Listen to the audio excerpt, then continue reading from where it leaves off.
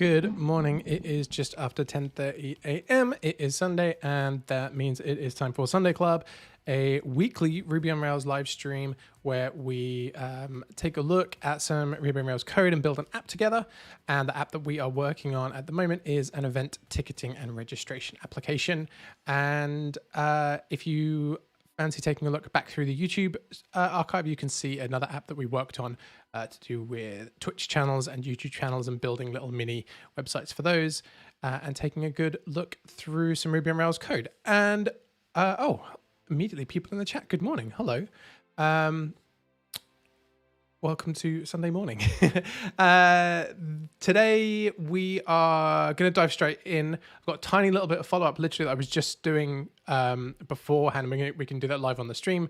And then I want to dive straight into making the events model. That's really what we want to focus on today, but I just want to tidy up the Git stuff from last week. But let's dive straight in because we haven't got a huge amount of follow-ups. There's no need to spend any time doing stuff like that. So we have a bunch of code from the last couple of streams where we did access control. That was basically what we were focusing on. And I thought we had tidied everything up, but I noticed, and we just had this work in progress commit. I know that font isn't particularly large on the on source tree. So let me just move that off the screen.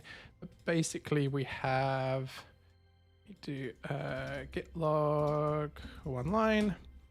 We've got this WIP, which is work in progress commit.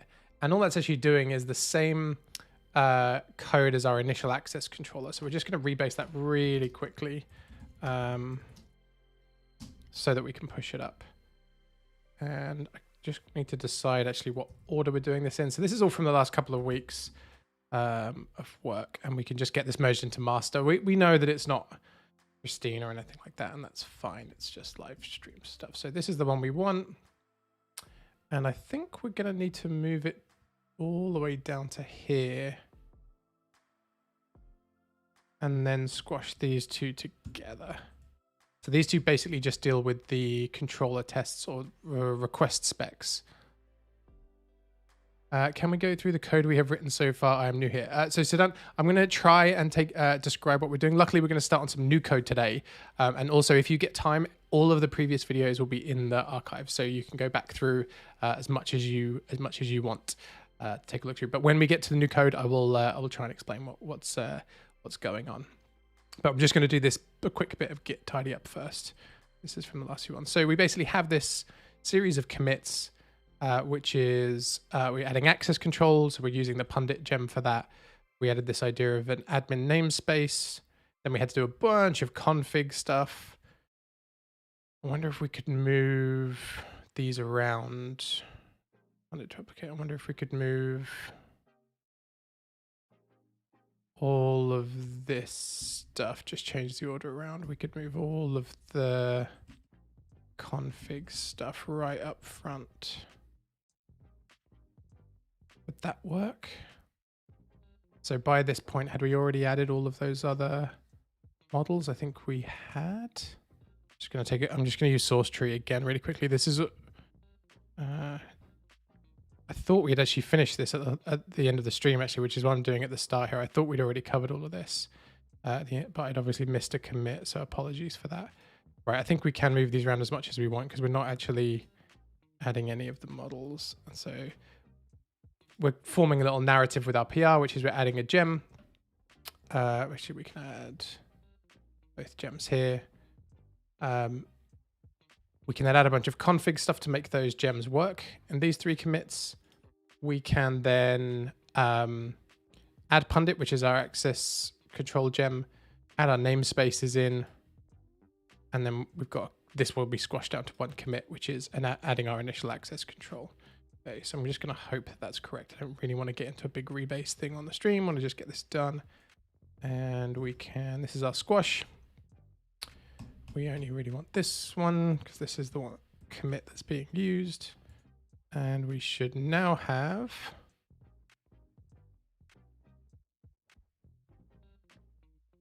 hopefully git log one line. Yep, a nicely reordered commits. We can do git status. Yep, and everything's fine. I think VS Code is slightly freaking out about catching up with the rebase there, but that's all good. Okay, great. So now we can push that up to GitHub and let it run the tests on that and just check that everything's fine. So that is git push origin add pundit. And it should say no. Yep, because we just rebased over it, so we can force that up. And I have Safari over here somewhere with that open. Yep, so we can see here that this is now up in GitHub. And we'll just wait for those tests to, we should have a little dot somewhere as the GitHub action kicks in.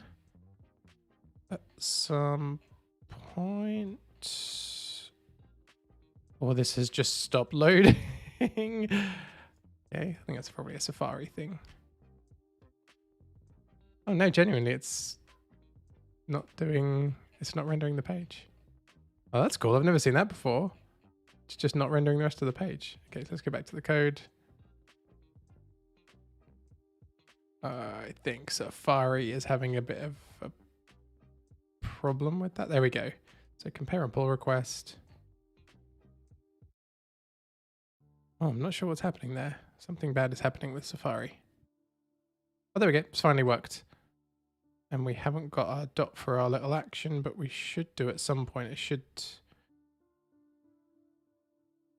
Oh, do we have to make the pull request first before it runs the test? I didn't think we did. Maybe we do. So we've got GitHub Actions configured to run our test. Why is this running so slowly? What's happening here? This browser tab is really not having a good time. Or GitHub is running slow. One of those two things. So we've got a green tick here. If we go to our branch. Oh yeah, something's running really slow. Okay, add pundit. We can go to that branch. Oh, I think it must be GitHub. Let's just try and open. Is Safari fine? Yeah, Safari's fine. I think GitHub's having a bit of a Sunday morning slowdown.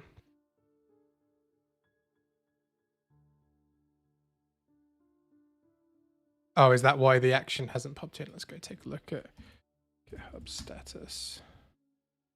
It's purple. It says they're fine. If there are any issues. Let's make the pull request then. I wasn't going to do that right now, but let's...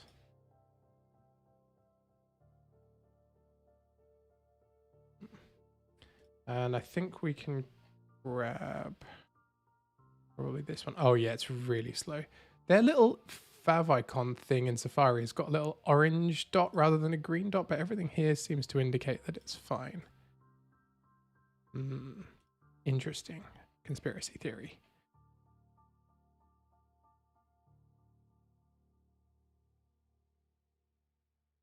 So what I was looking at is, can we just grab the PR description from one of the commit descriptions? Oh, it's... Hang on, let me just... Yeah, probably. This is an early initial...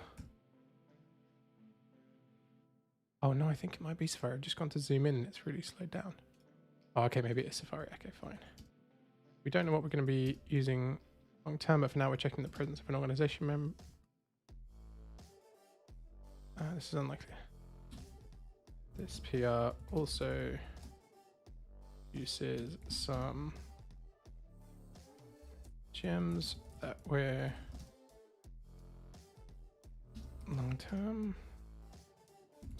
And was the other one we added? Factory bot and some config and some required config. Let's put config required for those gems. That'll do. Right, well, let's create that pull request and see if that at least can get those tests running. Okay, I'm going to close that Safari tab because something weird is going on there and close all that down. So that's all going on in the background. Great. So let's...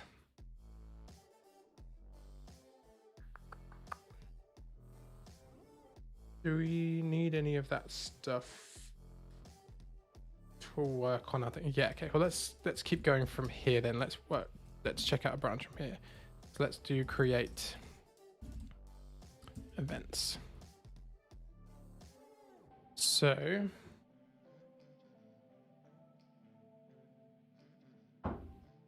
we've got a Notion board from over here, which has, if you remember, I made a Notion board just to kind of capture some stuff that we were writing down about things we wanted to do. And I just called it planning and just chucked a few things in here. I've actually made another one. There's links to both of these in the YouTube video description. One of them I've called Backlog. We're not going to try and do anything like have a real backlog or anything, but or do anything specifically agile. But backlog is as good a word as any for like stuff that we might consider doing. And what I thought we could do is just move some of these kind of arbitrary ideas to there, so you can move them over. Notion treats all these pages as if they're kind of little cards. And this is all stuff that we definitely want to do, but aren't doing right now. Yeah, so this is create the concept of, I think this one can pretty much go. We've sort of covered this one. So we can say that that one is there a done column here? Yeah, completed. That can go into there.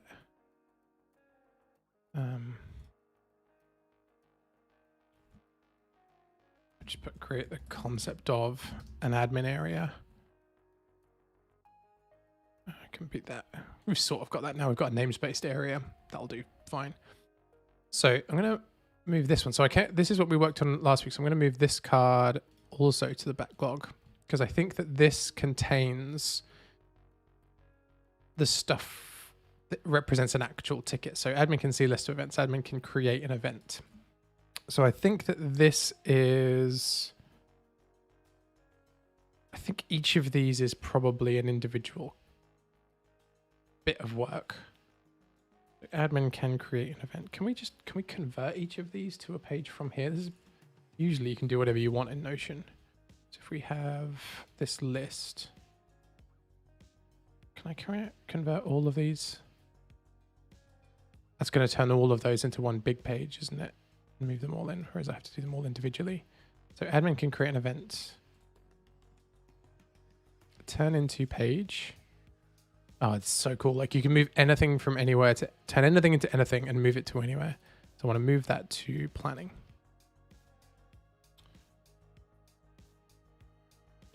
So this is what we're going to do. Okay. And I think we can sort of just, because it's Notion, we can do a lot of stuff in here. So this is the actual output, the kind of value we want to provide to the application. But we can do our notes in here. And remember at the end of last stream, we went through, where the hell did we put those notes? What we were willing to put on, did we put them somewhere in here? On an event. Did we put them in model design? I think we made another page in here, didn't we? Planning the event model. Here we go. Let me actually move all of these out to another page as well. That was all. Let's insert a new page, and it was prototyping the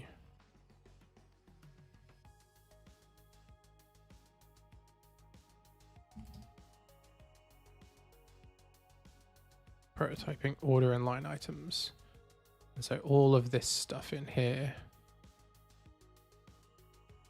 everything in here. Yeah. Oh, no, wait, I've missed a bunch. So everything in here. Got it? Yes. Can all, oh shit. Okay, that's sorry for showing. That's really annoying. I want to pick it all up. So I've selected it all. Okay, cool. I can do into move to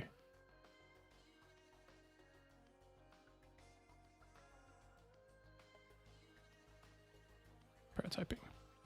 Great. So I've now got a page with all that stuff. So now when I go into model design, I can just look at the individual pages rather than having all of that junk on the first page. So we're planning the event model. So we looked at the stuff on the Eventbrite site. So I don't really want to go over the trade-offs again because we kind of discussed it at the end of last week, but we talked about multiple location events, multi-day events, sessions within an event, and we've definitely looked at, if you go back through the YouTube channel, you can see all of where we were comparing the competitors to how they structured both the admin user interface of doing a multi-day or a multi-location event. And there was like basically every app had a totally different way of doing it. Because we're trying to get like a simple MVP version, we're going to build the simplest version of this. Relatively simple, I think, and kind of work our way up to handling anything multi. Although I think we mentioned last week we could potentially put in some has many, even if we only have like one online location or one physical location, we could just build that as a has many to begin with and assume that there could be more later. And even if we just limit it with validation to one, that's fine, because you always end up needing more. And as long as it's not crazy volumes, you're probably not going to get stung on performance or anything like that. So do we think that this is all still relevant? So this was start at, ends at, and time zone. That seems fine.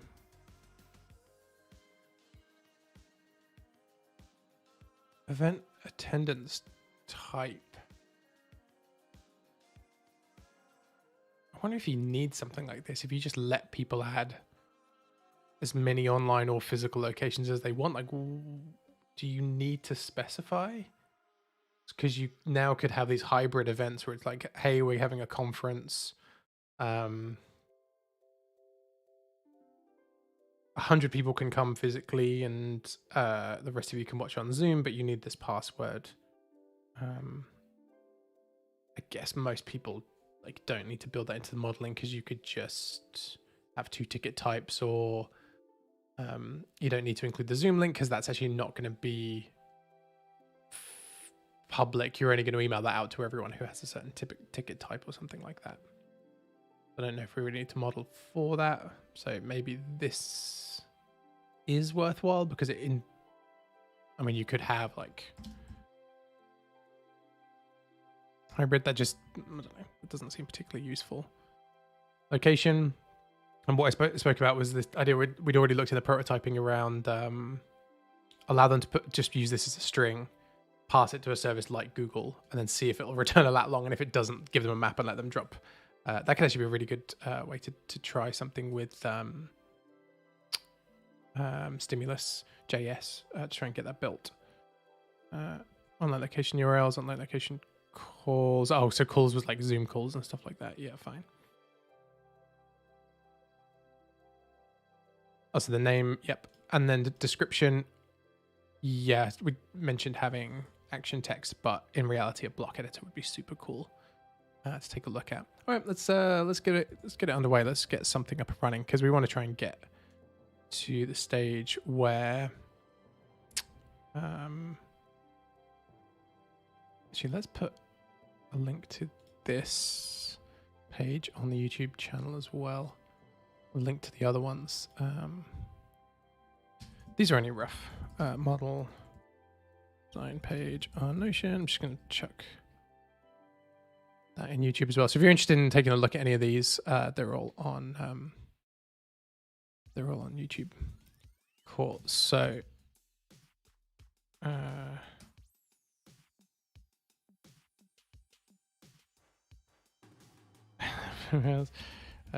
migration, create events. Let's do everything in the migration rather than doing a bunch of shortcuts in the terminal. Can I get down there? Cool. Great. So now we have this. I just want to check on whether our PR is. I'm going to forget to come back to this. I'm just on the other screen real quick, just checking on that PR. Did the test run or not? They did, and they've gotten green. Okay, great.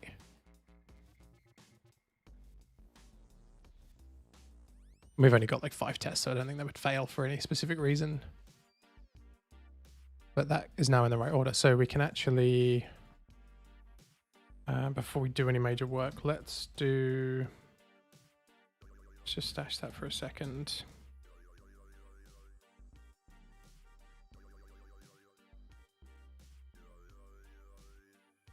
If I add it, can I stash it?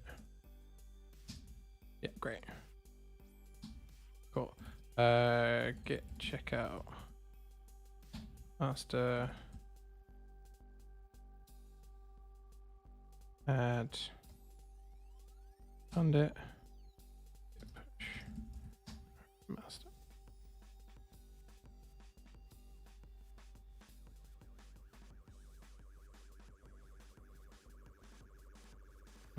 Git.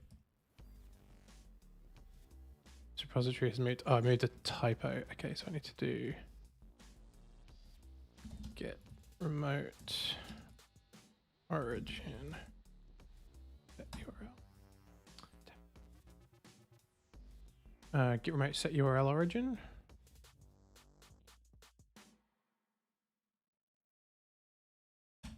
There we go. Okay, so that is now merged.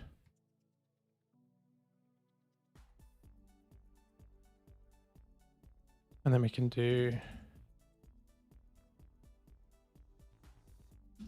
git checkout, create. Oh, I can't remember what I called it now. Event or events?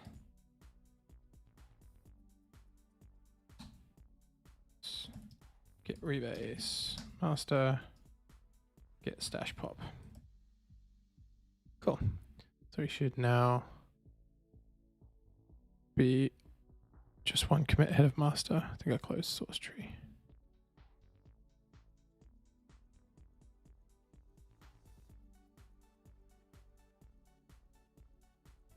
Yep, so master is here. Everything's up to here. So add organizations can go.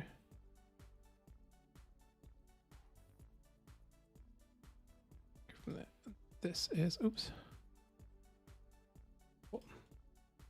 So we can add our name. I've already forgotten what else was on here. Let's move this one over. We can make some decisions around this.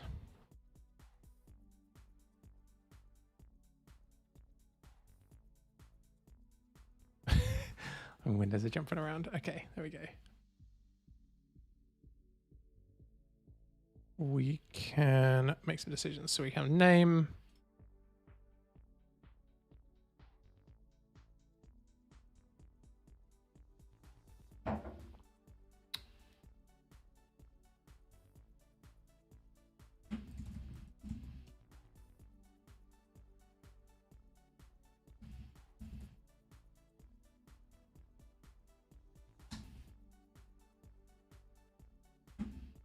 I don't even know how we store time zone. I'm assuming there's a standard for that, but it's not something I have done a lot of.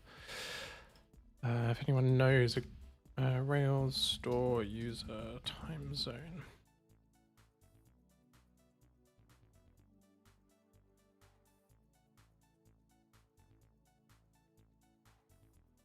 So do you store a string that represents the time zone?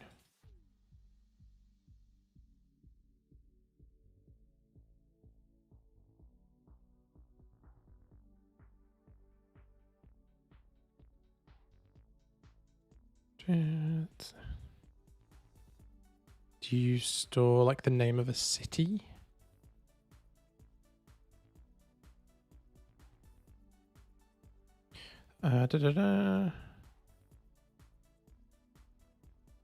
Yeah, so this is what we're doing. So as tempting as it may seem, it is best to leave the application-wide time zone as UTC, which we want to do, and instead allow each individual user to set their own time zone. So we're going to do that, but on a per event basis. Okay, so t.string. Okay, so they're storing it as a string. So what are they storing there? We want to store the time zone as a string because most of Rails time zone related methods use strings. Above all, avoid storing time zones as enums. Okay. We can allow a user to set their own desired time zone when editing their profile. Simple form supports time zone and provides a form helper. So the okay, now you got me interested. And provides a form helper so the user can select a time zone option from a select menu. So those are, that's a gem. I wonder if they've moved that into Rails in any way. When was this written? Doesn't say. Set at the top. 2015. Oh, they might be in Rails by now. That would seem a very Railsy thing to do, but like, hey, give me a list of all time zones. So we're storing a string.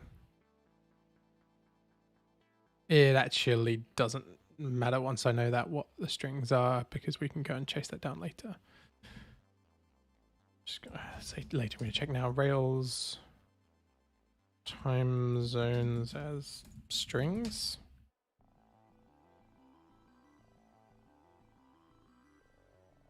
Time zone list for strings for offset.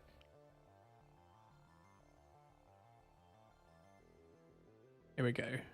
Active support time zone zones map values collect. Okay, let's just run that in the console and see what we actually get, because I'm hoping it's what we need. Bin Rails. See, we're learning a lot today, just about things that. Oh, that was not. I've obviously not copied that correctly.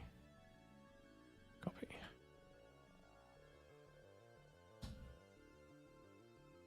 Private method zones map called for active support. Okay, that's no longer the thing. Here we go. In 5.1, it's different.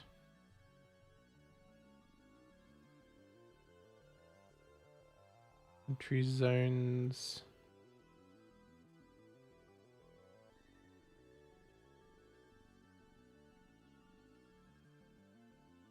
It's all very tiny.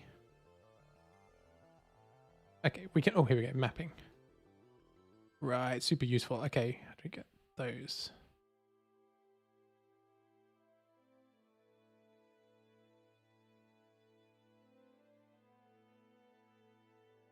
Just country zones, just spit those out.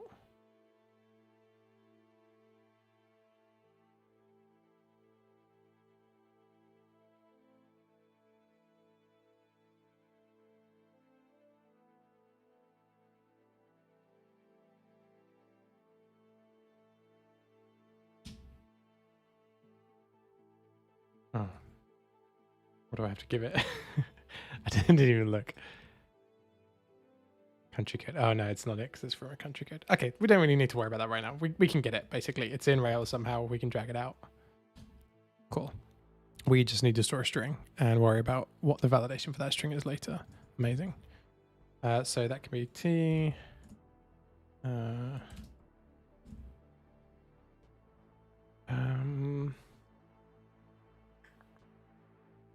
Yeah, so this is like this is one of those things where one of those trade-offs where that I was talking about, like, so we're storing starts at, ends at, and time zones because we're going with a kind of naivest implementation, but there are really interesting ideas there where you've got, if you're now running virtual events, presumably there's no reason why why your multiple virtual events have to run in the same time zone. So you could have like I don't know if this is a thing, but you could have a two-track conference with like a US track and a Europe track, and then like Oceania track, whatever you wanted to call it. And I guess you could kind of make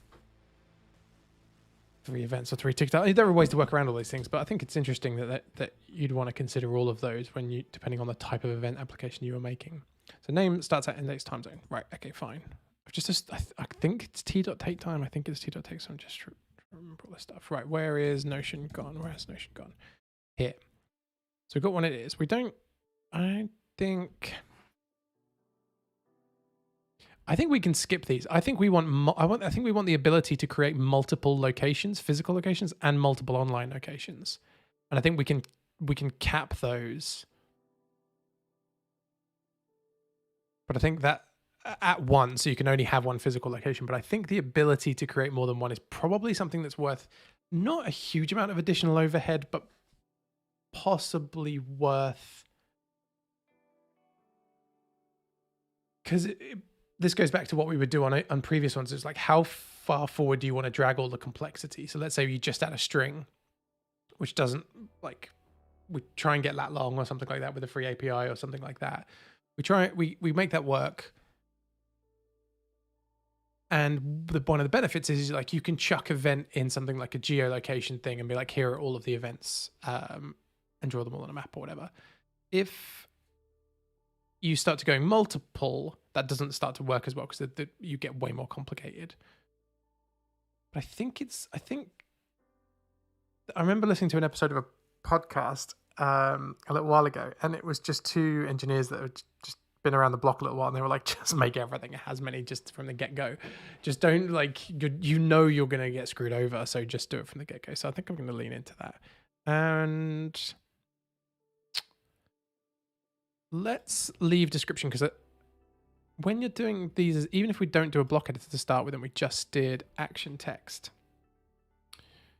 I think you're still just drawing an association. So I think we can do that separately as well. So I think we've got a really basic model to start with. We've got a thing that has a name, and it has a point at which it starts and a point at which it ends. Okay, so what are the rules for this? The rules are... Okay, this doesn't really work at half the screen without a list.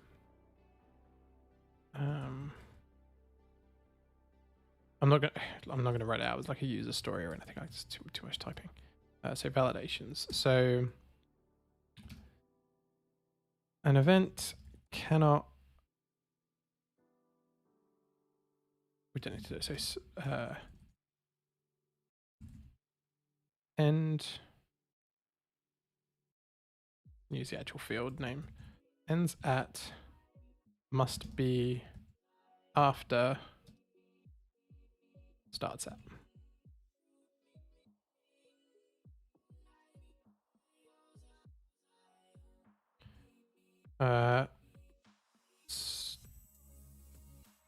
Starts at must be present.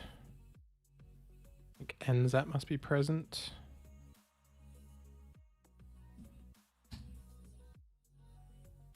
Time zone must be present.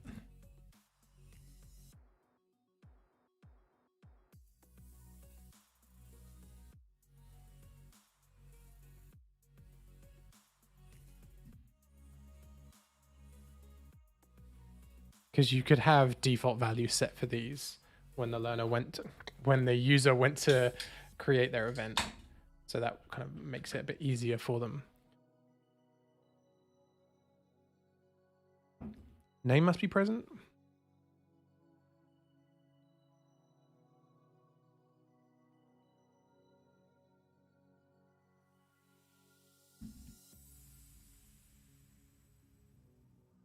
Can you create a new event before today? For now, yes, let's not worry about any of that stuff. Can starts at and ends at be equal? I'd say no. It must be after starts at. Is there a maximum period that it can be after? Like, could we have an event that lasts 1,000 years? That's a good point. Like, is there any performance issues you might want to head off there, where it's like trying to render a calendar and it's 1,000 years long? Maybe that's not a bad validation to put in and then bump into later, rather than find that some user has entered 1,000-year event and then you're like trying to render a calendar. So maybe events can't last more than a year, just to try and head off that weird, unusual behavior. And if a user bumps into it, you would at least be able to ask them why. Like, why do you need an event that lasts more than a year?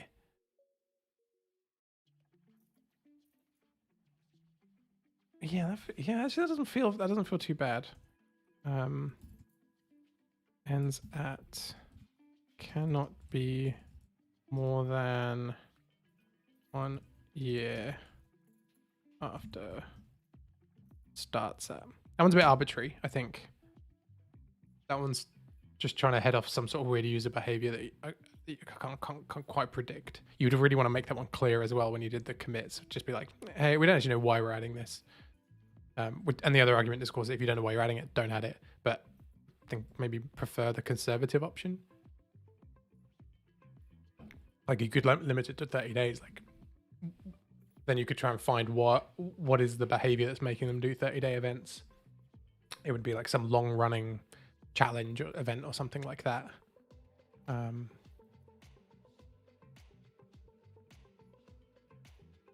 Yeah. Okay. Names present. I think that's about it. We haven't really got a lot else going on, which is good because we don't really want our event model to really do much. It really wants to just be a placeholder. To the point where, do we actually want it to know its own?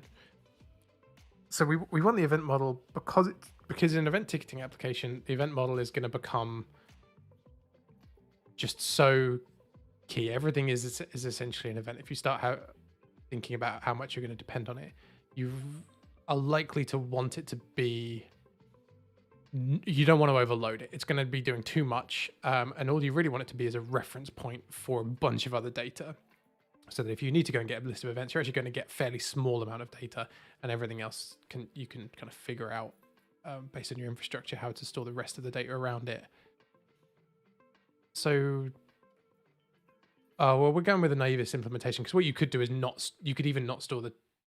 could store the time of the event as an association as well. That would start to open you up to multi-day events within the same event wrapper, within the same like class. But I think what we're building, you could easily back out of that because you could add that association later and then just pull all of the start times and end times. But you'd still need to respect starts and ends, which you could kind of figure out. Okay, let's do this then. So let's save this and run this migration.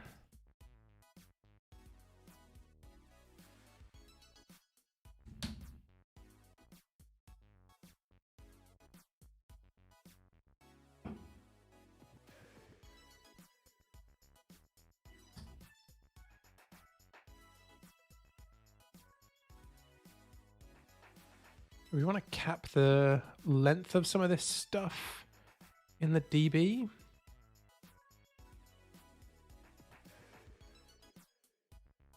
Just so that we're not... Oh, I suppose we could do that on the... So those are date times, that's fine. Text time zone, we will control. So again, let's start writing out stuff that else needs to be in here. So... more validation, the time zone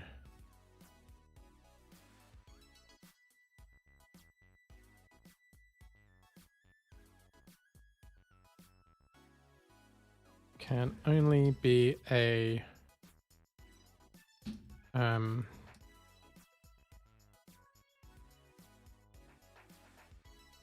from a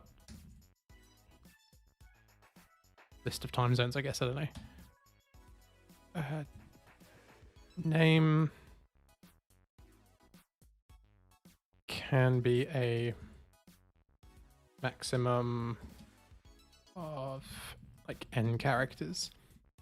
So this does go back. I've been mentioning this the last few weeks, but this does go back to this idea of like, this is some of the stuff you would normally be doing before starting to code it. These rules should already be present, and the stuff you'd be thinking through. And you'd probably be discussing this potentially with like your designer, for example, and saying like, hey, in your mock-up, in your designs, how long are you allowing the title to go? I want to see one. Let's say that we allow it to go to 150 characters arbitrarily. Can you show me a mock-up of someone who has put in a 150 character title with no spaces in it, because it's user entered data, and so they might call it like the supercalidocious. I can't remember that word. Supercalifragilisticexpialidocious challenge or something like that. It was a real name for like that could be a real name for an event. It would be like I don't know what it would be, but that someone would type that in, and your UI needs to be resilient against that if you're going to allow them to be that long. So name can be a maximum of. It seems really long for the name of an event. So let's say it's just totally arbitrarily pick 100. Again, that's actually something we'd be good to pick up on the design one. Name can be a maximum of 100 characters. So these are 2 more validations. Okay, fine. So we can decide then, do we want to put that at the DB level or at the model level? Because this is one of those ones that you can't really back out of very easily. Once you've allowed values longer into the database, it's hard to get them back. It's hard to introduce that, for example, at a database level. So let's say you put in 100, you allow people to enter up to 100 characters, and you're like, it's too long. So now we have to change this to 60 characters. Well, you've got those 100 character event names in your system. So what are you doing with them? Are you going to truncate them because people will be annoyed that they now make no sense? Or you could truncate values that create rude words, especially in different languages if you've got people from around the world. So you can't just go around truncating user-generated content because you don't know what's going to happen to it. In general, I mean, you can do what you want, but like you probably don't want to do that. So you might be best to err on the conservative side and put it in as like the lowest value, and maybe, yeah, like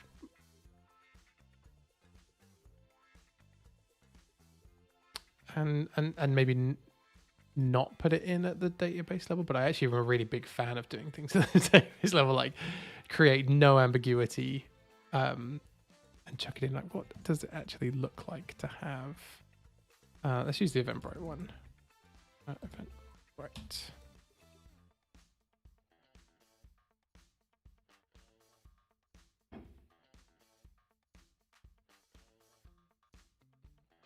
We go to, we've got test event 2. Let's see how many characters we can add. And I need like a character counter. If this is an event title that contains, it's a lot. Okay, we should have, that contains enough characters to make my design difficult to manage. 93. Okay. Let's go and edit our basic info. See how many we're allowed. 40 feels quite a lot having done that. 75. Okay, so they pick 75. And they don't let you enter anymore. This is the amount of times I can make my design. So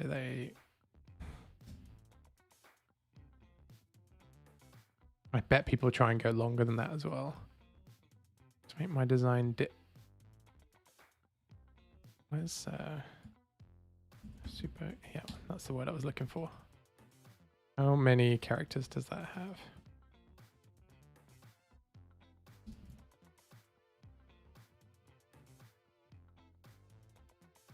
This is me as a representative user. So I could get to 52 with just that, but then it could be the name of the organization. So it could be like Sunday Club, like 64. Okay, that's a lot. Yeah, okay, let's go with 75 as well. But let's cap it in the DB. Let's I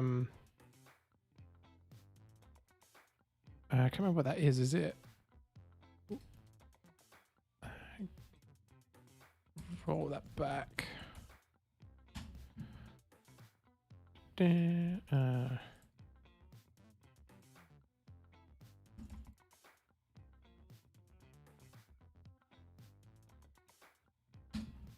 think it's just limit, isn't it?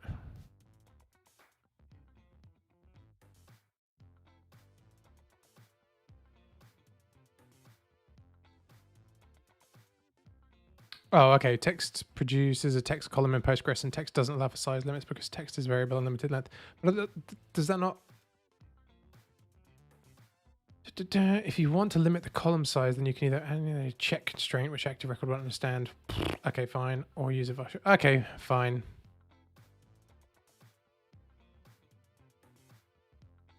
Oh, so we could just put it as a string with a limit.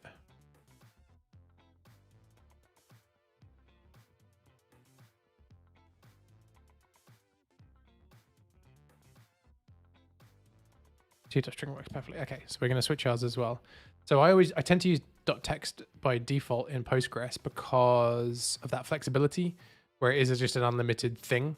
And string is 255 by default, so we can switch this to string. Limit 75.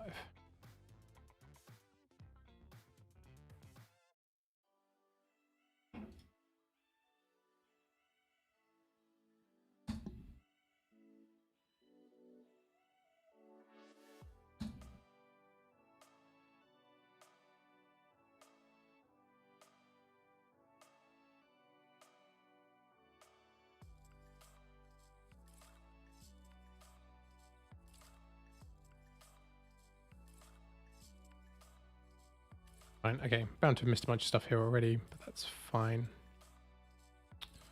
Let's just commit that. No, I didn't add anything. I think I probably don't want that.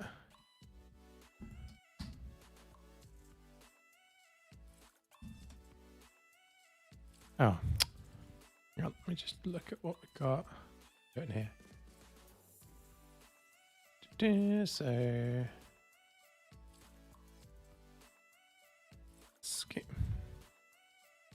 schema adds in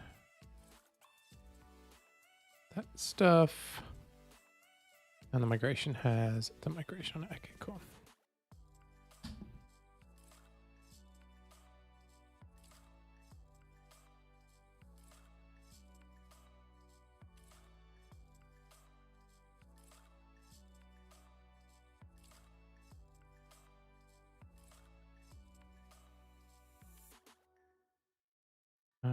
This is the basic fields we can start with.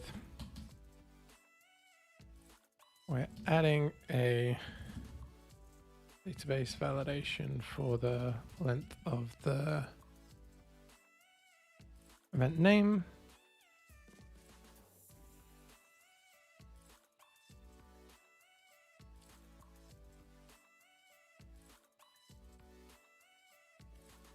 However, the value is fairly arbitrary at this point.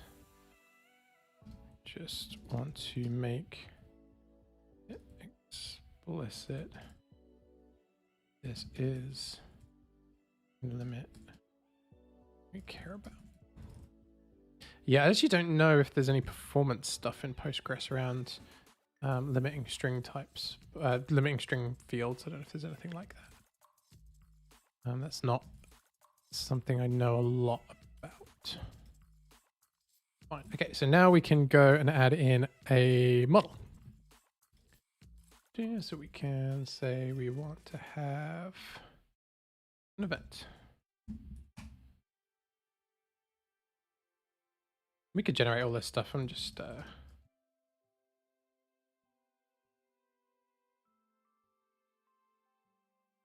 and we can have, well, we know we know we want to add some validations, so we can also add a factory for it out the gate as well. Let's copy and paste this one.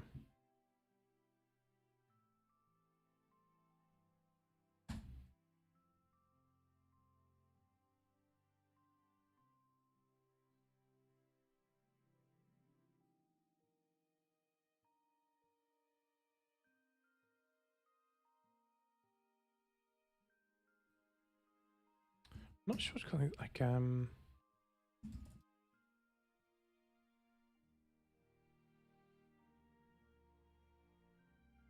yeah, come on with this. I don't know, like the dummy name, because it's not a dummy name, it is the name of that instance of that factory. Example event name. Yeah. So name is still in there, and then in here we also I did event and not put that in the wrong place, so that can go in the real models directory there, and this is actually event spec, and instead this should be like this.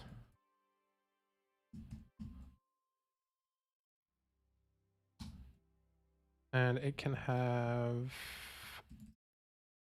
one of these because it is expected to validate presence of name. And we can hopefully get it to fail on that now.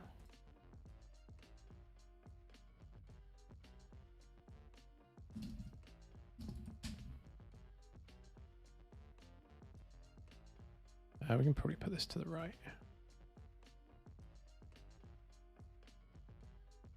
Yep, so you can see the tests up here. We got one failure. It's doing the wrong model. We want it to do event. And let's give that another try.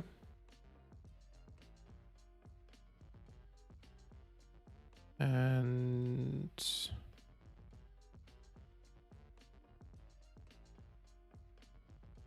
oh, did I do the wrong? Is it not application model? What is it?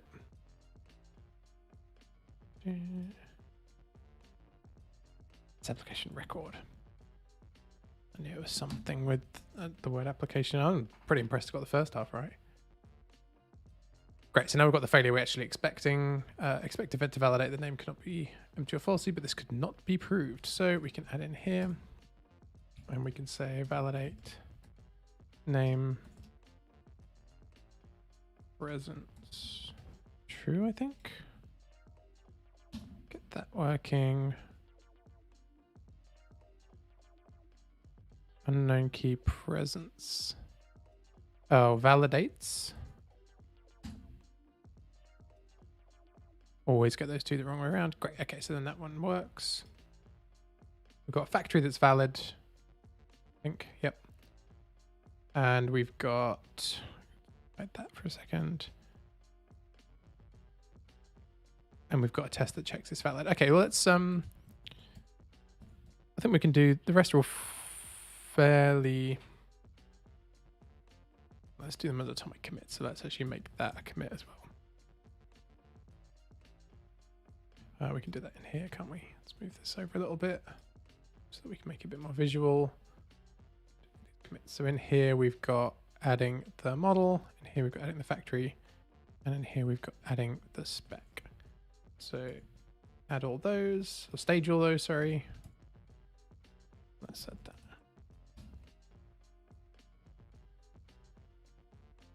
Add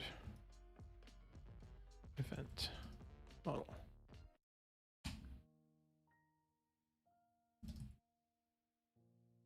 We're only adding the basic validation for name. Will be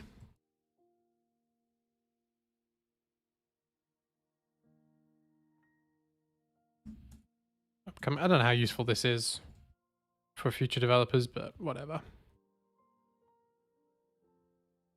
Just trying to describe what we're trying to do, I guess. I don't know how helpful that is, but better than nothing. Maybe it's not. Maybe one line I would have done.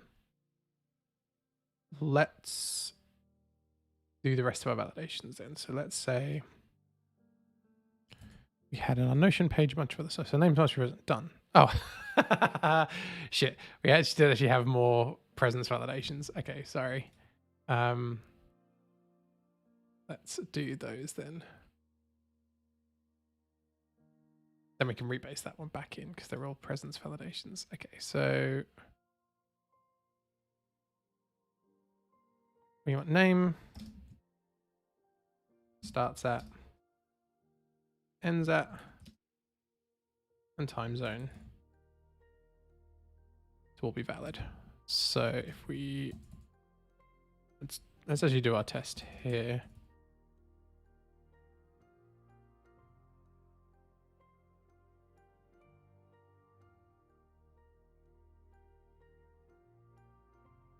Um,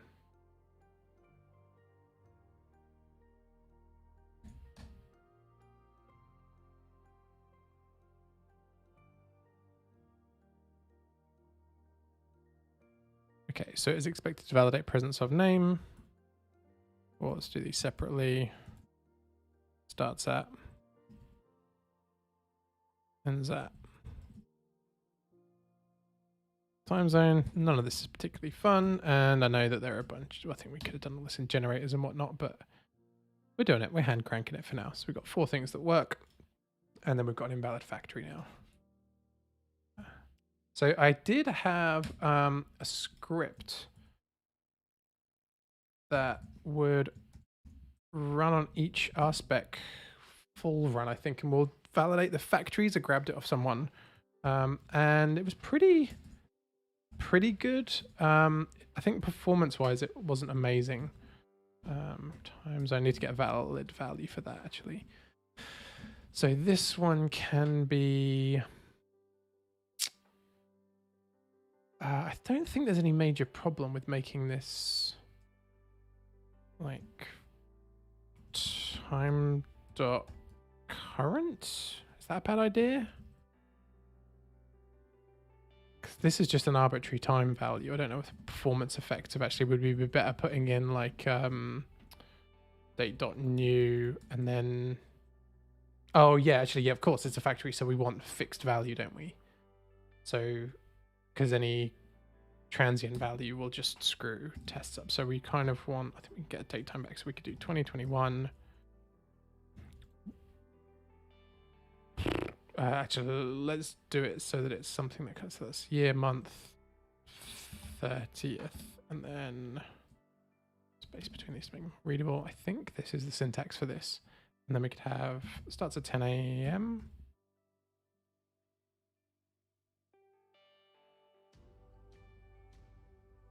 I think something like that would work. And then ends at, you could have something just later that afternoon, I guess. The default being that it's just a single day event.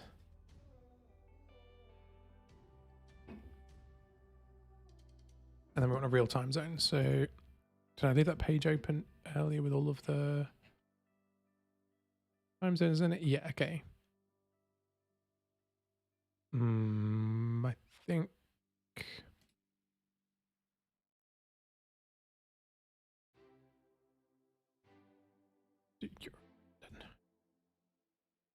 the name of the time zone.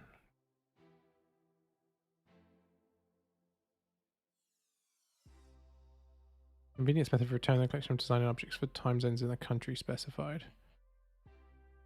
Oh, here we go. Keys are Rails time zone names. Values are TZ info identifiers. Okay. Do I don't actually know which one I want.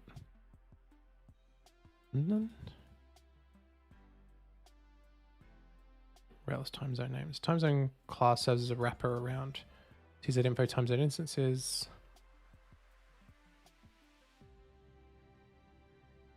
Lazy load time zone only when they needed.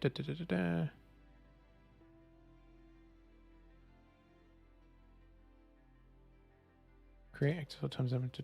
Use it conflict times in the rest.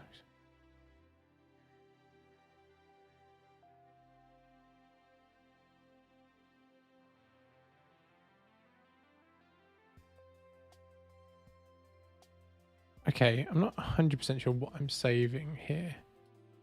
Whether I'm saving the city, whether I'm saving the key or the value here. Don't know enough about time zones. And it's something that I would really want to dig into. But I don't really think I mind now. So time.zone Hawaii.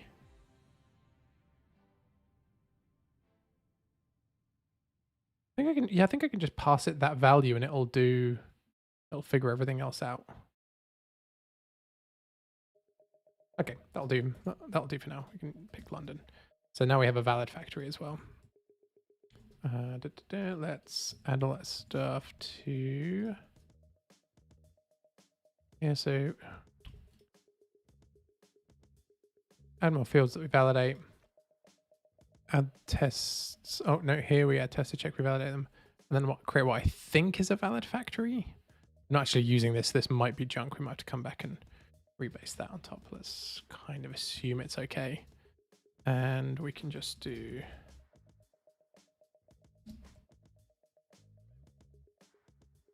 more validations. And I'm going to do that while we go rather than trying to remember to do that later. Just going to fix that one up into the previous commit. And I think the commit message still makes sense. Cool. Okay. And now we can add more complex validations. So these are all done. And we want to go and find our spec.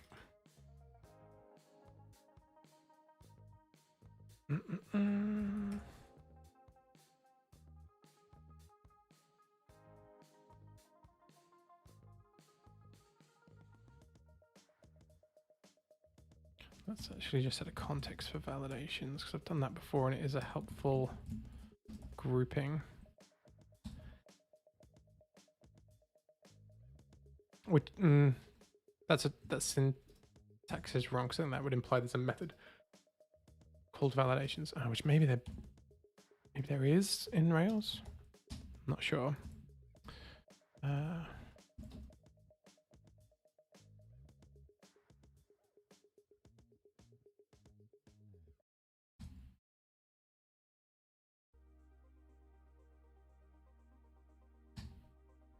So let's say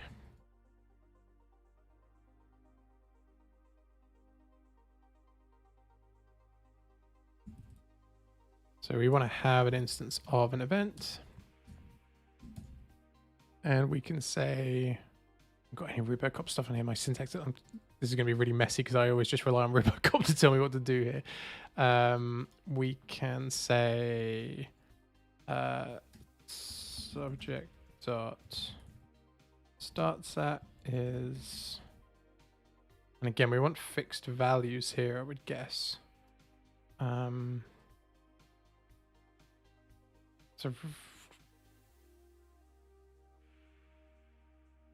I think, like, am I doing it right where if I put date.new, I still get a time instance back, right? So if I do Rails date.new, what do I can put minutes and hours and stuff in that. Can I? Oh, let's just try it. I'm pretty sure I can do this. 2021 1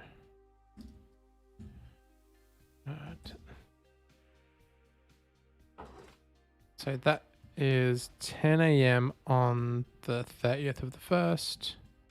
And then if I put the ends at 9 a.m.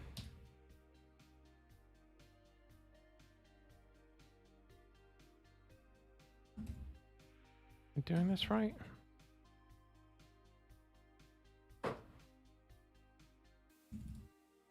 Does that work? No idea. Let's give that a try.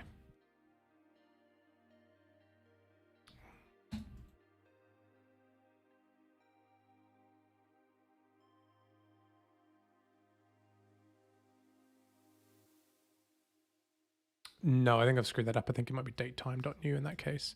In that case, I've screwed up the factory as well.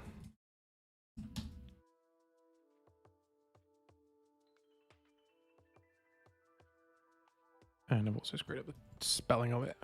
Date time.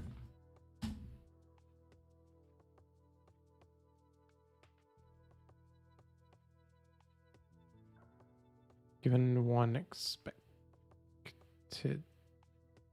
0. Oh.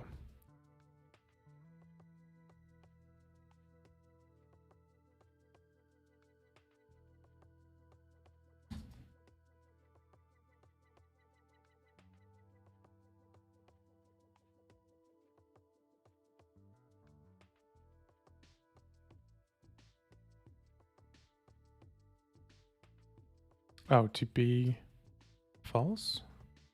I never really use those B ones. I tend to put equals. Let's see what that.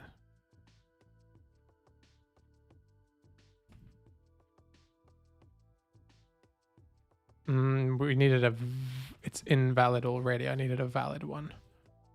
And so I don't really actually want to check the valid status, do I? I want to check the errors array for a specific message, I would guess. So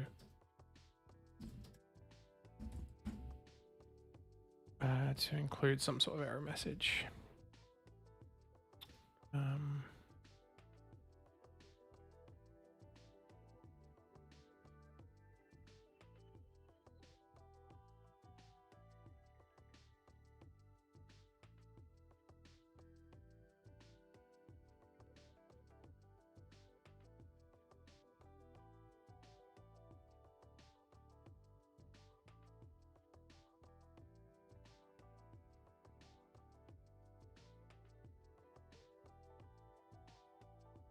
Don't think that's an error message that the user is ever going to see.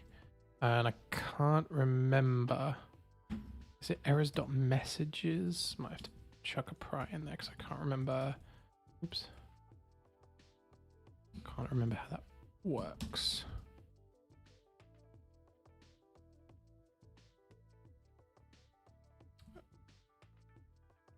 Thought I added pry into the test thingy. Genuinely, I thought we'd added that in.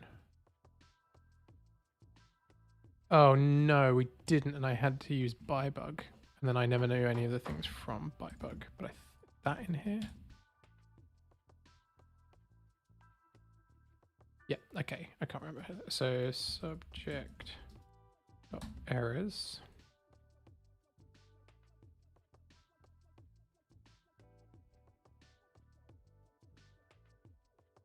Right, and you need to actually have checked whether it's valid to set the errors, right? So subject.valid, subject errors, and then you have subject errors.messages. I'm just guessing. Yes.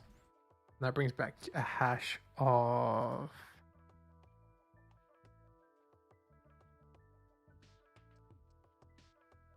so it would be the ends that we want to add. So subject.messages. And so what can you do here? Set this. And then that brings back an array. Include, okay, so we can do subject.errors.messages.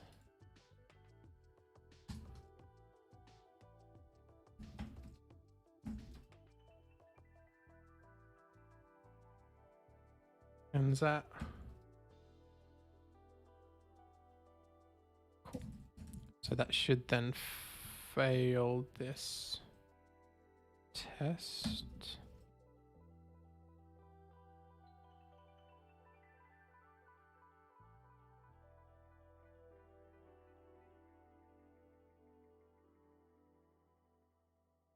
Oh, is it to include?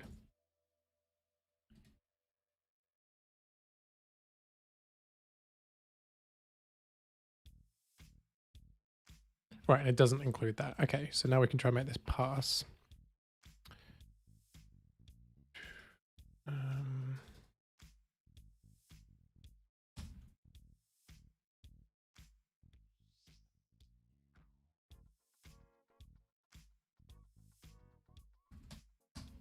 I think there are like a built-in validator for this. Am I hand cranking something that you can do? Rails validate date time chronology sequencing, something like that. Order built-in date time validation. Does Rails do any validation for date time? I found a plugin, but it seems something that should come out the box. From 2009. Let's see if anyone's added something.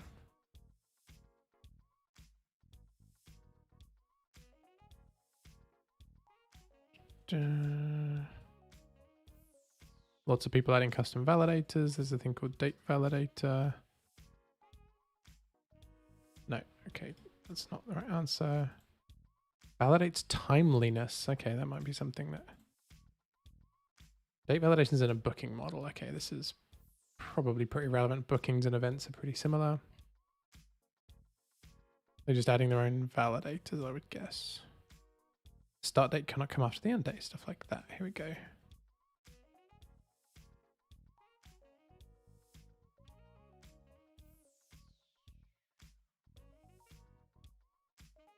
None of the... so annoying when things like oh, I think, oh, these GitHub sequences. I think GitHub is having problems this morning. GitHub. Let's go check the look and see if we were just ahead of the curve on seeing there was a problem. No, they're saying they're fine. I think, is that... I wondered if this was trying to load up GitHub code samples, gists or something. Okay, so I think they're just extracting out the order of that into a validator, which we could do later. That's fine.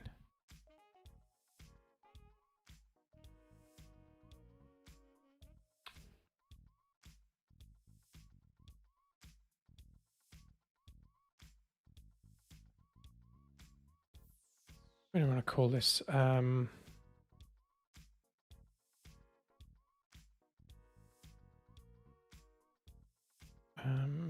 Ends at before starts at or something, like it ends at...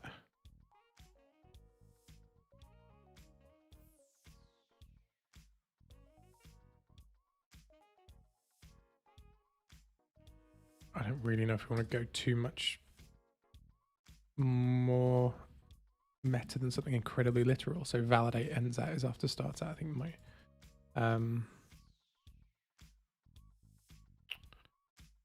okay, how do you do these? Something like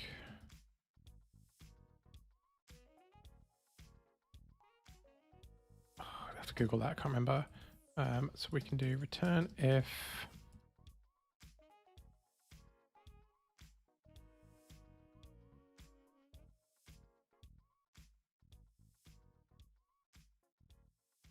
ends at is before starts at. Like, would we have already validated their present? Like, do we need to check that they're present by this point?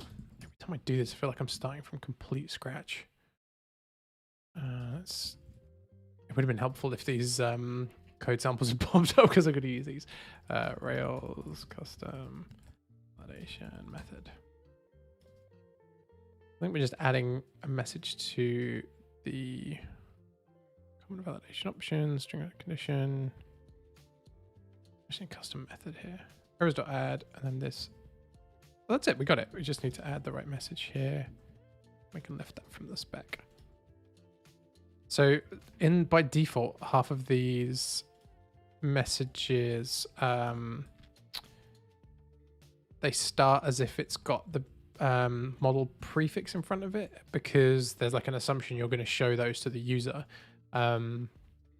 Whereas I think they are always pretty crap messages a lot of the time. So you might end up adding custom error messages anyway.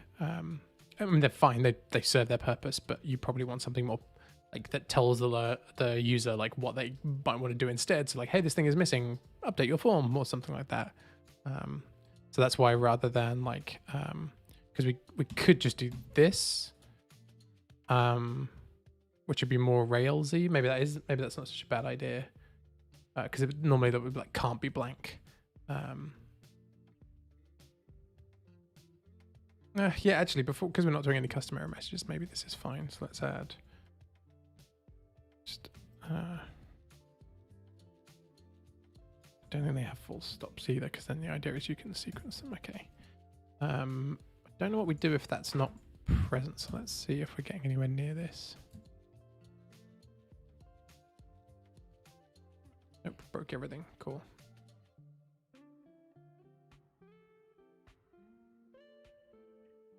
The nil, yeah. So they actually have to be present.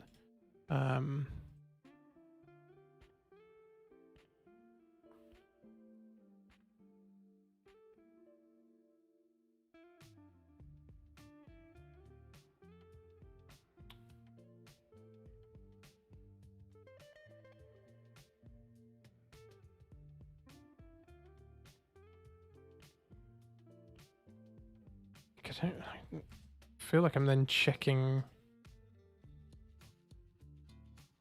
I can't do this, right? Like that has to, the safe navigator can't be used like that, right? No. I'm just gonna get loads of errors. Yeah, no.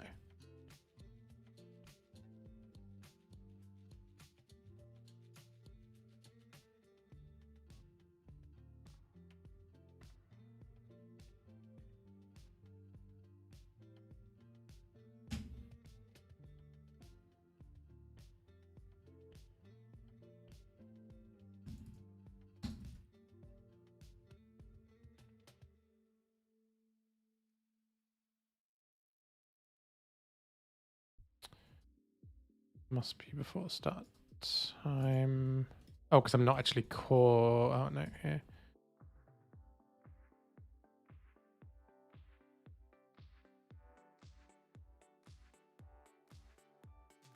If I got these the right way around. So let's actually spit out these. Just check I'm doing this the right way around. So I get name can't be blank, time zone can't be blank. I'm not triggering this. And so this is present and this is present and ends at. Oh no, I want it the other way around, don't I? Because that's the correct way around. Yep, so that's now correct. Okay, so I've got a guard clause there. Like, is that easier to read or is that harder to read? Return if that's present, and that is after that. So return if everything's good. Like we're happy with all of those things. You could maybe, I don't even know if this is a good way to write this. Because you want both of them to be present, so you need that to happen first. And if they're not, get out. Like you're going to validate that separately. You're already validating that in a separate test. This is the one you actually care about, but this one has to be true before you get there. This is the thing you're validating. Don't know what's clearer. I mean, that's less code. That's more explicit. It's not huge. It's not that confusing, I guess. Yeah, okay, one liner probably feels fine. There's probably a better way to do that. Sorry if that's a stupid way to write that code. Or like a non-optimal way to write that code. Okay, so let's say we now have that one done. Okay, let's do our arbitrary one.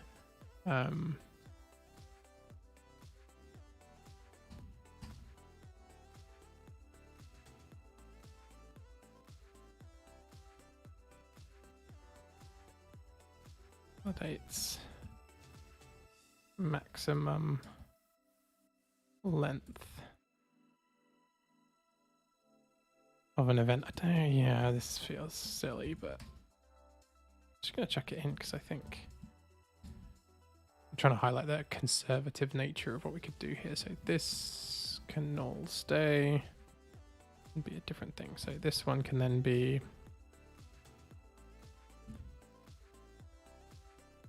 that would be less than a year. Yeah, because we could do the year to the time. So this would then be more than a year, and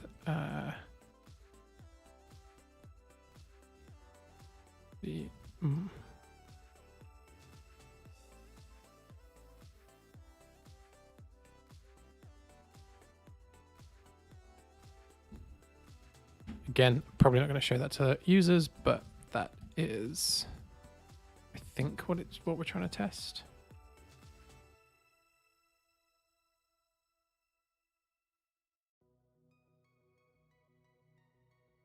Great, so we've got a failing test there.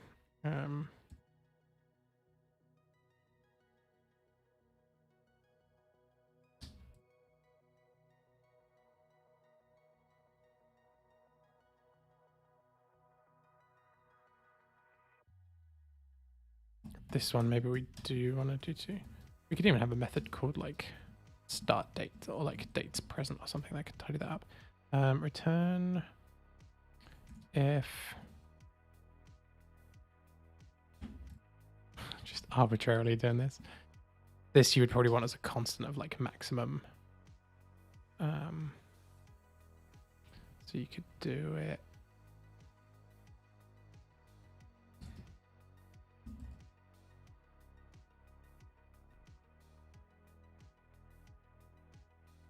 I think you could. You can freeze durations, right? So you could do that. If the event's at is less than that, you want it to be okay, and if not, you want it to add this, and the error for this is... Oh, hello people in chat, 2 people. How are you everyone? I'm doing Rails validation stuff. Trying to remember it all. But good on this fine Sunday morning. Okay, so this is our error message. Find out if you can freeze that duration. I don't know if that's a good idea.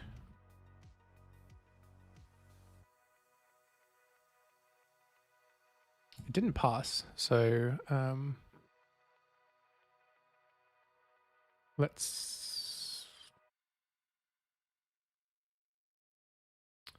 see if we didn't pass with logic. The ends return if that is. Just do a by bug and check that we're actually getting the right.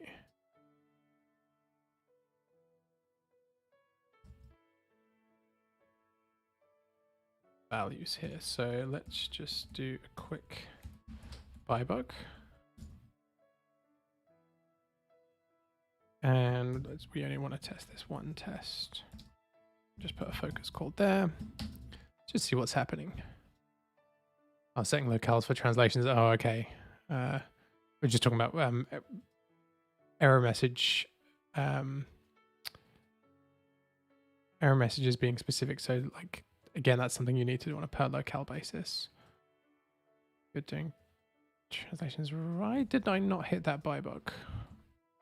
Oh, I'm not actually validating. Okay, that would explain why the test is not passing. Okay. Maybe we don't need that by bug if this now passes.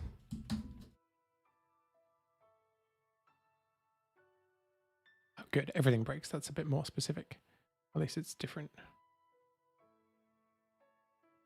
Turn if and oh no, we're already checking that.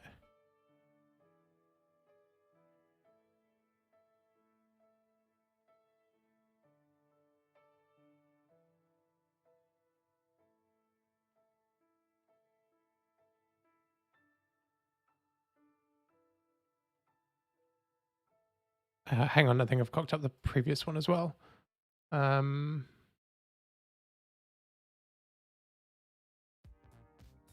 if... So if one of those is nil, we're actually going to go through, which is not what we want. Whereas this is checking that and that. So I actually do want... I do want that, which I think is less explicit.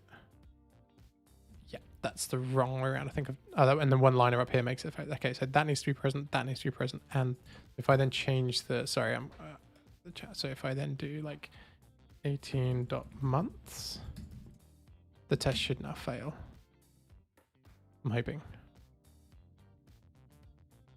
And if we change it to 12 months, it passes.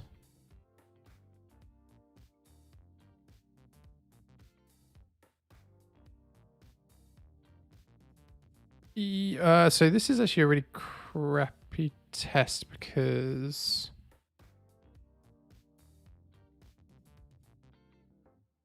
I want to be able to change the value of this without...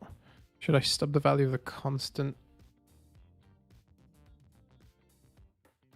to define the starts at? The ends at, sorry? I think I don't care right now. Like, I think that's a crappy test because I think we're like we're tied to this value in the test implementation. But I'm also not sure that's such a bad thing because I've made that validation up about 10 minutes ago. Might just mention that in the commit message and apologize to the future developer who wants to change how long the maximum validation is. Because I think you'd be removing it more likely, but okay, sorry about that. Let's just move on and pretend that's not a thing. This will be the first time translating an app of mine. Have you done something like that? No, I've never done a full translation, multi-language stuff. So if you're doing that, good luck. I mean, there does seem to be a lot of tooling around it. And also one of the things that I think people struggle with a lot is like multi-translations. If you put something like React in the front end or something like that, and you're not getting all of your strings from your locale file, and you've got strings through JavaScript, you've got strings through your views and all the other stuff. I've seen people back away from it. So I like... Yeah, so like, is your app already using the, like, is it already ready for translations? Like, are all of the strings and all the user-facing text already coming from a centralized place, or do you have to in advance go through and transfer all of the text, user-facing text, over to like a locale file or something like that? I think that would probably define how big a job it would be, I would guess. Right, let's go grab our next validation. Time zone can only be from our list of time zones. I do want to come back to that. Name can only be a maximum of 100. Well, we've actually changed that to 75. And let's do name length, because this one we get for free. So that one... I think there's a shoulda helper for length, right? So should validate length of. I think we get name. Let's search for that, because I think that one comes as a validates length of. Oh no, okay. Are you?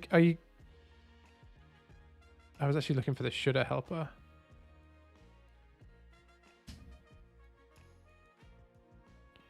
Length of.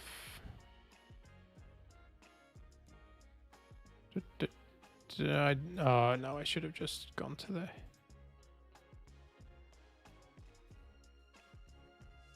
Validates length of.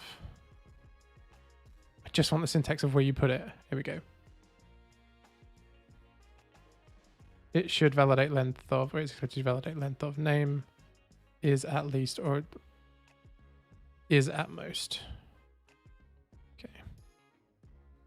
It is expected to validate length of name is at most 75. That's done. My DB is already prepared. It's kind of like an API, but I need to link this to the locale file so it automatically translates if you press a button which changes the locale. Oh, that sounds like a fun project. If that, like, if you're already prepared as well, like, that sounds like the most fun part, because doing the prep for it all sounds like the most the kind of the boring part. So we've added our validation for validating. Oh, I think maximum.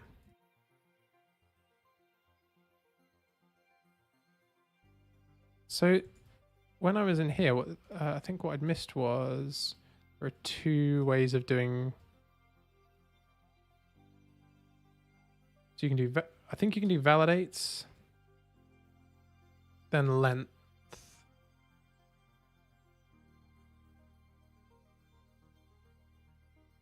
Oh, like this. Okay, so that's what I was looking for. 75, but then you can do validate lengths of. I don't know how much.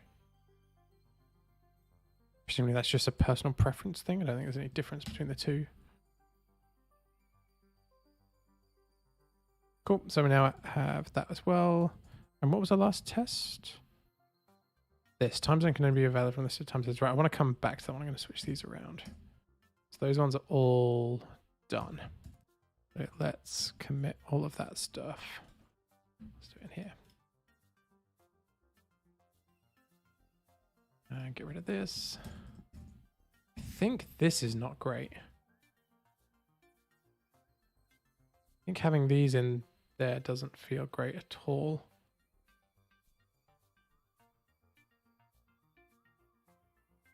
I'd validate directly in the model, but I'm terrified of testing with the whole spec.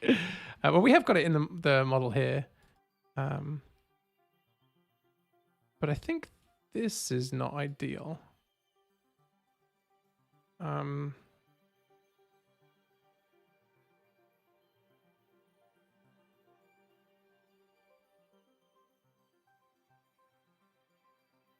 So I think this one you could split into two then.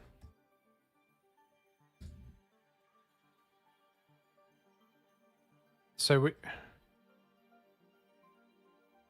this will only trigger this validation if they're both present. It doesn't actually mandate that we care about whether we validate the presence, but I think the test should still pass there. No, it doesn't. So return unless ends at and starts at. Which one fails? Validates maximum length of an event, so it does fail this one. That's that and that. Oh, return if. I just had a return. I don't know which is clearer. I don't really... That's a bit more explicit, I think. You're saying like these two need to be present. Then this is the test. Here we're doing that all as a one-liner.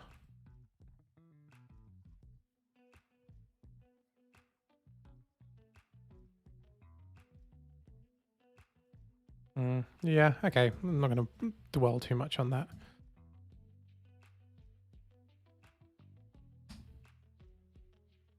Let's see what's being committed then. So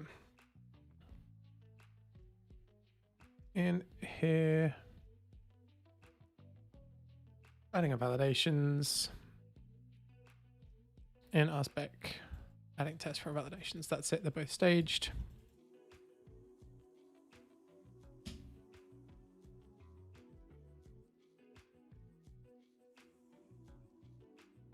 And initial validations for event model.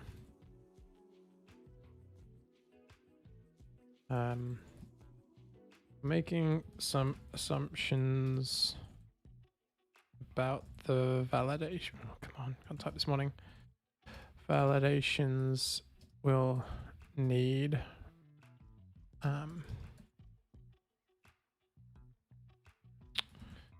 these can always be updated later if we're off base. The what's it called?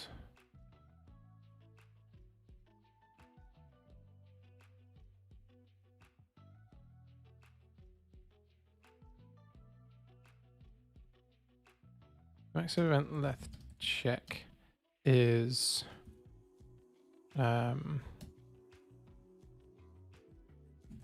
it's fairly arbitrary. The thinking is that there could be unknown impacts if we allow users to create events with very long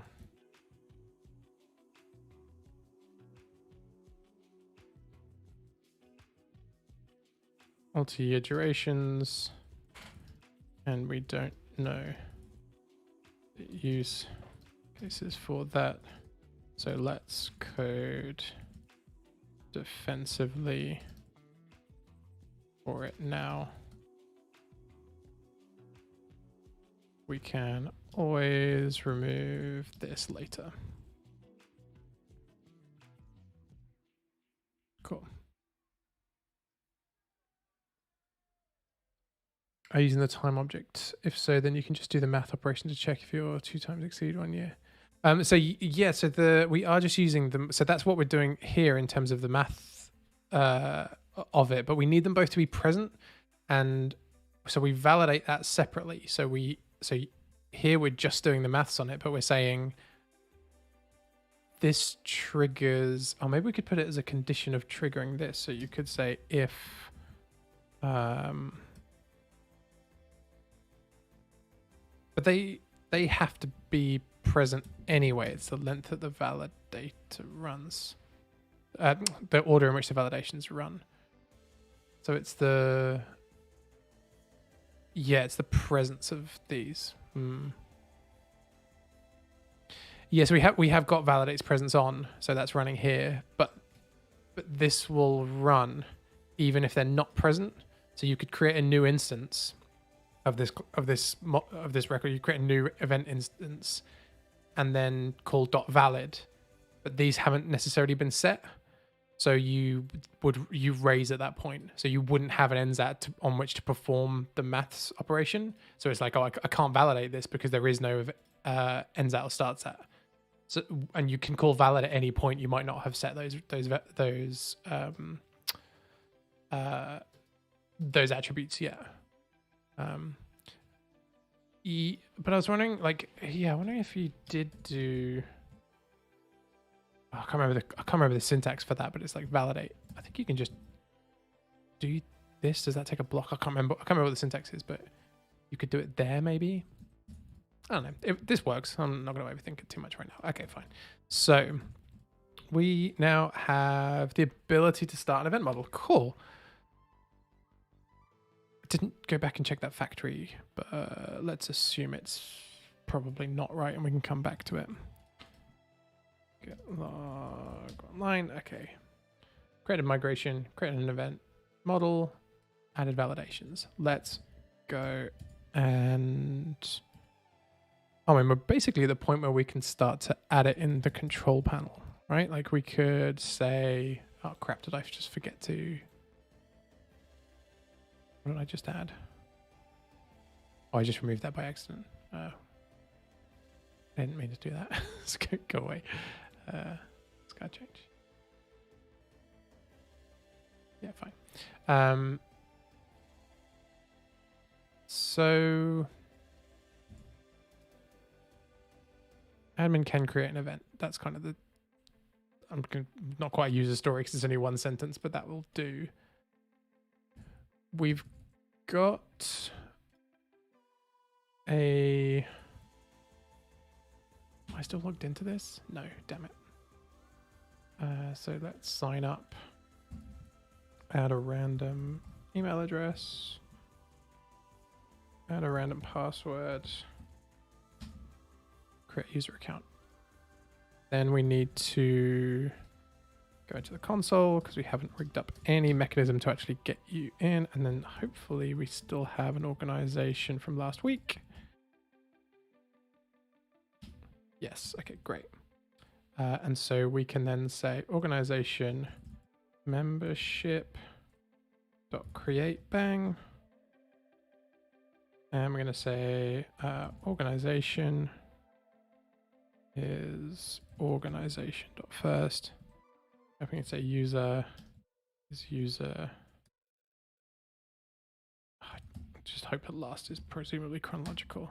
Great. And so now I should be able to go to /admin /events.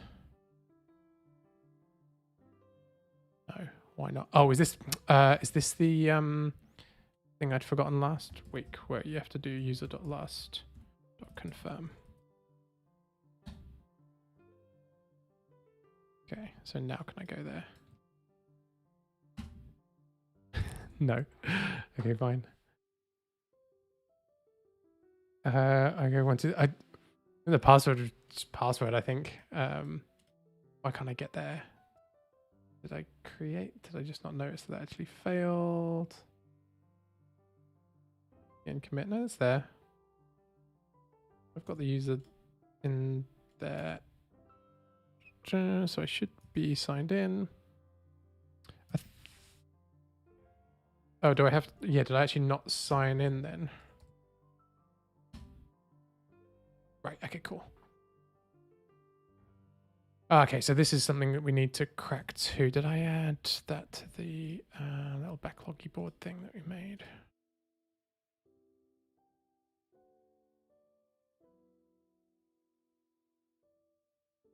No, but this is like the next thing that we need to do. So that can assign organization in control panel. That one can probably come first, actually. So what do I mean by that? So in order to check that a user can access an organization, we need the user and we need the organization so that we can check whether one is a member of the other one or the user is a member of the organization. At the moment, the path is just /admin/events. So it doesn't know anything about which organization you're actually trying to talk about. So we did some quickie code last time and we just basically said, okay, well, if the organization ID is present as a param, that's fine, use that. But that's not very ideal because it's not very like branded. You could actually use that, it's totally usable, and you could just always make sure that param was present. A more common mechanism is going to be to have it as part of the URL. So it's either usually a subdomain or a subdirectory, so, or a like path level. So you would have like thing.com, like organization.thing.com, and you would pull a subdomain, or you would have thing.com/organization, like Sunday Club /admin/events. And I think we are going to do the latter of those two. Yeah. So the question, are you using email confirmation? That's why the confirm. Yes, we are, but only because it came. I just turned on everything in devise and haven't turned it off or set a grace period. So yes is the answer. But that's probably not a great idea. In reality, we actually probably want to default to not caring whether you're validated and then only performing like checking certain actions when you're validated. But at the moment, I've just turned it on by default. So let's go and crack this. And so what I'm going to suggest is that we put it in the path, and the reason so we end up with something like this. So it's like this would be something.com/organization/stuff. And the reason for that is I have built and maintained something that uses subdomains, and it's really good for branding, but has a whole bunch of weird bugs around it that I never quite got to the bottom of in terms of like user sessions, cookie-based sessions, things like that. And they seem to be persistent in Rails. There are like issues for them that have just been kicking around a long time. And the other thing that I think is that you can back your way into subdomains, but backing your way out of them is really hard. So if you put /organization name, you can put a rule in that just grabs that first level of the path and then extracts it, redirects you to the subdomain to the right place. So you can like redirect your way there. With subdomains, like you end up with DNS world, which is like a whole level of pain that's just annoying, especially for like wildcard SSL certificates and like a whole other bunch of stuff, which I don't want to deal with. So I think branding wise, you probably would have like organization.website.com. And that's a good destination to get to. It is there is a level of complexity that you do ratchet up at that point. So it is worth considering. Let's do that in another branch, I think.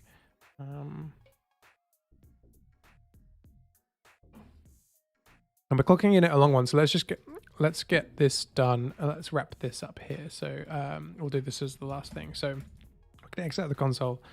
Because I think what did we have for organization? Did we even have slug? We can do this in another branch.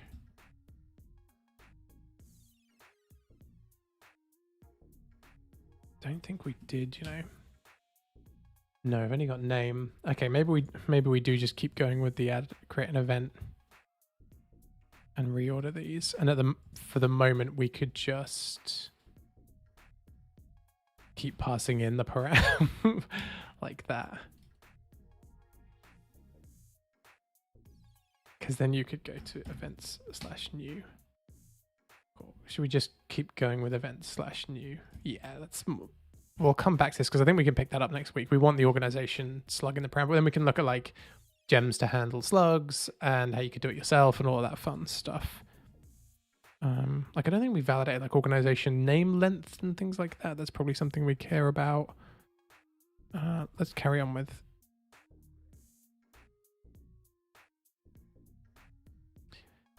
Yeah, let's carry on with adding the create action for the events, because I think that moves us into the UI world where gets us back to our prototyping where we had view component used. And then we can do a separate one. Okay, yeah, this is all, sorry, I'm kind of thinking ahead. Let's get a controller action done. Events controller spec here, and this is going to show you all of your events. Let's just arbitrarily say we're going to add in new.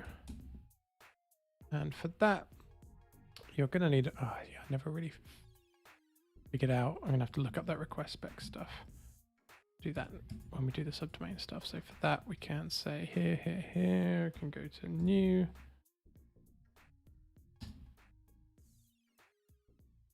And then we want to say as an admin, and we can do some shared examples at some point for these as well. So as an admin, so it's a successful response. This can all stay the same. Oh, I think all of that can stay the same. Can I just lift all of that out?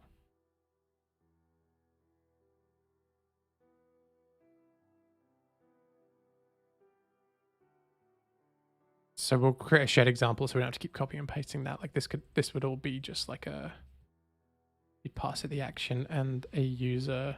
Well, you wouldn't even need to pass it a user. The shared example could cover creating the users as well. That all seems fine, but instead of index action, this would be new action.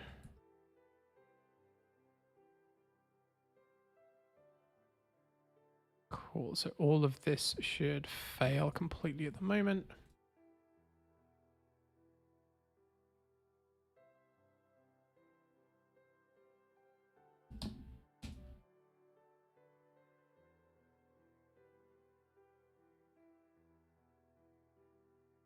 Great.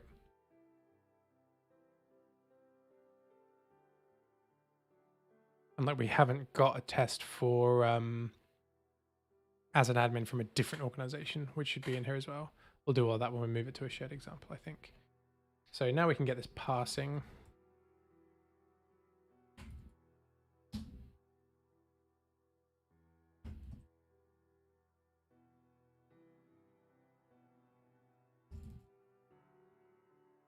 Should get a different error now.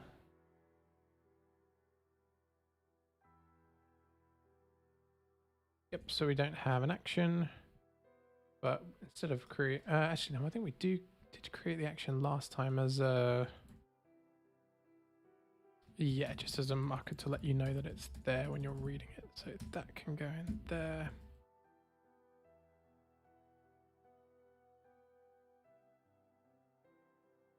You've got a simple auth, so that auth will be handled there as well. And we would get missing template, but let's just skip missing template and we go straight into here and do new. Great, so now do we get a 200?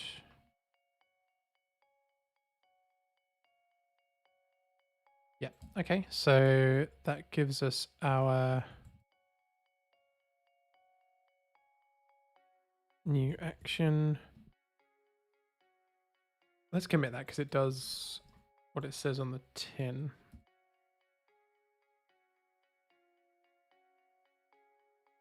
Which is takes you to the new action. There's nothing there, so you can't do a create, but it does work.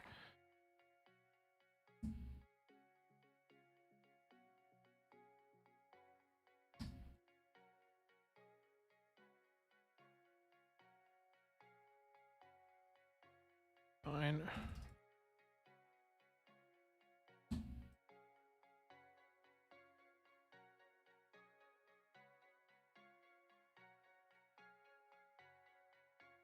Yep.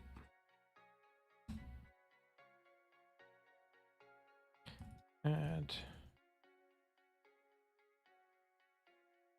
new action to admin events controller.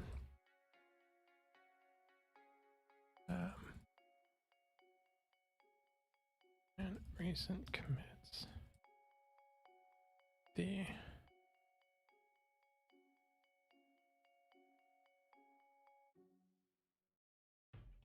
pairing for to create new events via the control panel. Yeah, it seems fine. We don't need a lot in here right now. But what we do want is to say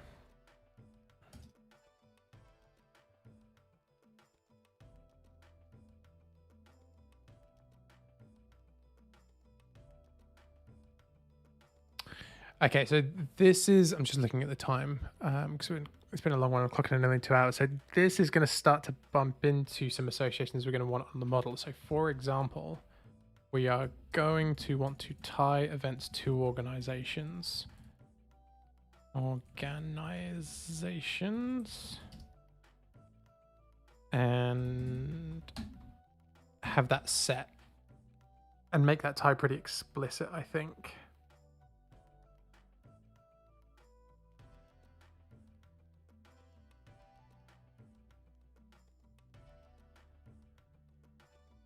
I'm just thinking about like how far in advance you would think about like, oh, well, we've actually created an event. We own 3 organizations on this app and we've created an event in the wrong one. Can we move it?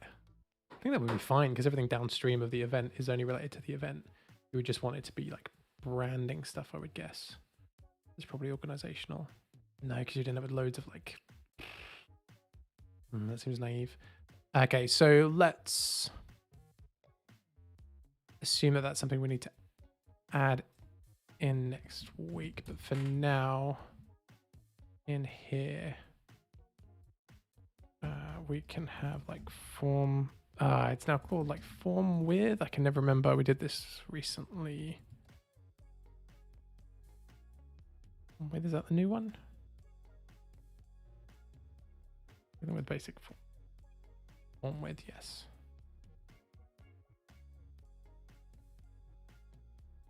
That replaces form for dealing with model objects. Form with, and then you pass it model equals, right? Okay, so form with model equals at event do f. It's still doing form, but f is fine. And then here we could have f dot. You still just do the names? No, you have to specify the types. F dot text field name, and then does it give you date? Using date and time form helpers, date select. Well, this is actually date and time. You get time in here.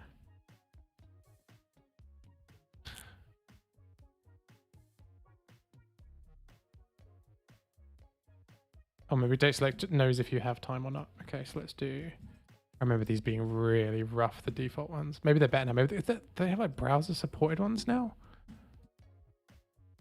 Ends at, and then we have a text field for time zone, and we didn't add that final validation for time zone, so that will actually be a select. But I don't know what the options are. So now can I go to this? Undefined method events path, so we just don't have an action for that yet. Okay, so let's add that into, and we'll get to the end where we can see a form submitted. That feels like a good place to wrap up. So context index, context new, context create. I think at this point we don't need to implement create. We can just set it in the roots. We can kind of leave that undone this week. And then tidy it up and actually create the events as of next week. And define method event path. Oh, it's a namespace. So does that not work? So if we do Rails form helpers model namespace, I have to just pass it a path.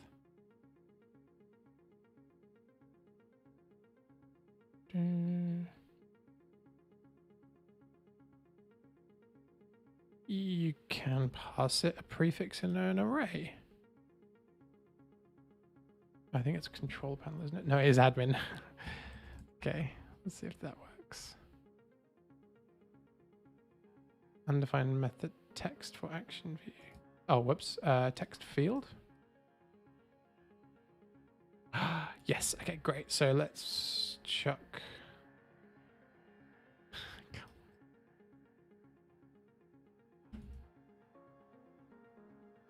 Div around these to see 4 things.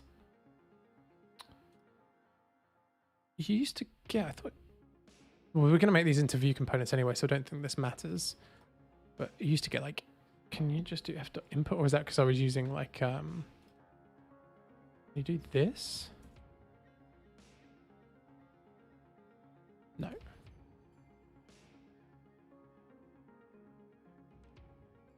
Maybe that was because I was using simple form or something where it would infer the type and spit out a renderer. But we're going to use view component for these anyway, so I don't think it matters.